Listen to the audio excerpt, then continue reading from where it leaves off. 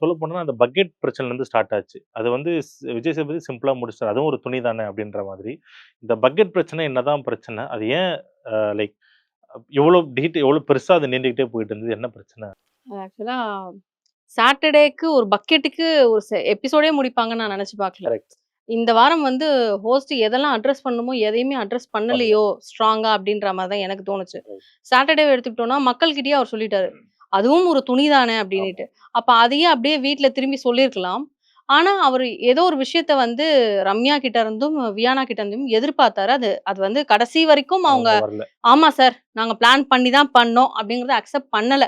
சடனா அப்படி திருப்பி பார்வதிய கை காமிச்சுட்டாங்க. இவங்க தான் வந்து பண்ணாங்க. ஸ்டார்ட் நாங்க பண்ணாங்க அப்படின்னு. பண்ணல அப்படிங்கிற மாரி சொல்ட்டாங்க. ஆனா, அவங்க வந்து கிளியரா வந்து ஃப்ரைடே லைவ்ல பார்க்கும்போதே அவங்க வந்து என்ன சொன்னாங்கன்னா, "அ நான் வந்து அவன அந்த இடத்த விட்டு விக்ரம எழுப்பணுன்றதுக்காக நான் பண்ணேன். நான் பண்ண போறேன்னு சொல்லிட்டு தான் நான் ஸ்டார்ட் பண்ணேன்."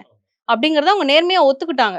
அந்த ப்ளே தப்பா இருக்கலாம். ஆனா, அந்த இடத்துல வியானா ஓகே சொல்லிட்டாங்க. அது அவங்க ட்ரெஸ் தான்னு அவங்களுக்கு தெரியும். எல்லாமே அப்படி அந்த ஒரு ப்ளே ட்ராமா எல்லாம் முடிஞ்சிருச்சு.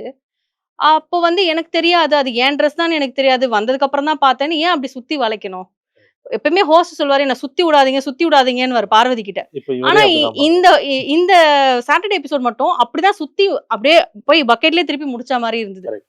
வேற எதுவுமே பெருசா எனக்கு தோணல. அண்ட் விக்ரம்க்கு ஒரு விக்டம் கிடைச்சா மாதிரி அது வந்து ஒரு நியாயம் வாங்கி குடுத்தா மாரி இருந்தது. சார் நீங்க தான் அந்த துணின்னீங்க. முடிஞ்சு போச்சு. அது உள்ள போய் ஏன் அது ஒரு துணி தானே அதுக்கு ஏன் இப்படி பண்றீங்க?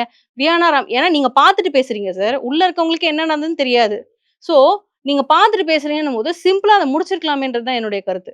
அத தாண்டி நெறைய சண்டைகள் இருந்தது.